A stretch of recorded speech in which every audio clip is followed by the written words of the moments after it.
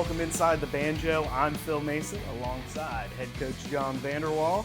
Coach, what a weekend. Yeah, it was Two fun. big wins over Mount Union. Have just vaulted you guys to the top of the OAC standings, up into the, I think, ranked 9th on the D3hoops.com.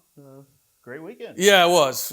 Great weekend. Obviously, we knew going into last weekend that we had a great opportunity kind of in front of us with getting to play Mount Union on back-to-back nights. Kind of knew we could probably go from third to possibly first if we took care of business. Knew that was going to be extremely challenging. Knew it would not be easy.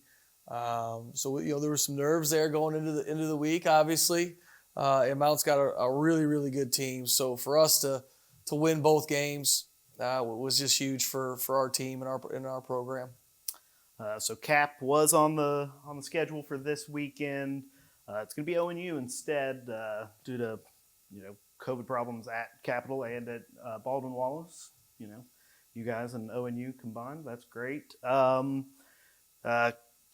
Bensman, they've got some talented guys. It's a young team. I think he's got, no seniors, one junior. What do you see from them? Yeah, they've got a couple, veteran players back. I mean, the Napier kid's only a sophomore, but he's a really, really nice player. Yeah, he's been really good. And, he presents some problems and some challenges that we'll have to, be ready for. And then, Watt at the point guard position is a really nice player. And they've got a good, nucleus of 5 to 7 guys that they're playing quite a bit. I don't think they're, quite as deep as we are, but they got a good team, and they're a little bit hard to get a feel for just because they played Heidelberg 4 times. Yeah. I'm tired of watching them on film play Heidelberg. It's like, can I see them play somebody else? I know what they do against Heidelberg, but I'm not so sure what they do maybe against different actions. So. So it's been a little bit challenging to prepare for them just because, not getting to see them play a bunch of different teams. But they've got a nice team, and it's a long trip. We're going to have to be ready. Kind of a switcheroo thing here. We had already kind of started working on Capital, trying to get ready for them, and then the COVID stuff hit. So it is what it is. You've got to be flexible. Right. This season and stop on a dime and pivot and go a different direction and then get your guys ready for that. So our guys will be ready. A lot riding on this weekend, a lot to play for. So should be fun. Yeah. Asking a basketball coach to be flexible, that's nothing. They're always flexible. But no, you talked about a lot to play for this weekend. As I said, a chance to win the OAC title outright. That's something you guys strive for every season. What would that mean to you? It's obviously a little different this year because we didn't play the double round robin 18 games. But since I've been here, I think that's kind of been the most important thing for us to accomplish is winning the regular season championship. And because I just think that's a really, really big deal. Who's been the best over the course of the entire season. Again, this year's a little different because the entire season is a very short playing sample, but it's still something we want to achieve, and especially now that we've positioned ourselves in that position, we want to take advantage of it and say that we handled the regular season better than any other team in our league, and I think that's important to us. It would be a nice accomplishment for our guys to achieve. Yeah, absolutely. So.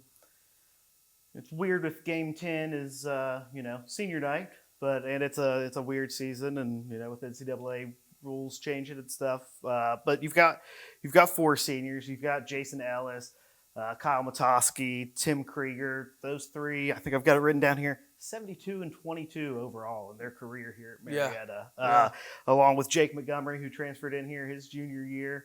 What have those guys meant to this program? Well, they've meant a ton. I think, obviously Jake's a transfer, and this is just his second year, and he's hurt right now, so he's kind of sitting out the year. He's here every day at practice, rehabbing and doing all that kind of stuff. But those other guys, for being here for 4 years, I think, especially in Division III basketball, it's an accomplishment in itself just to make it all 4 years, right? There's a lot that goes into it, and there's a lot of guys that don't make it. And those guys did. They stayed true, and they stayed committed, and they worked really hard. They've obviously had a ton of success. They've kept this program, as one of the premier basketball programs in the country.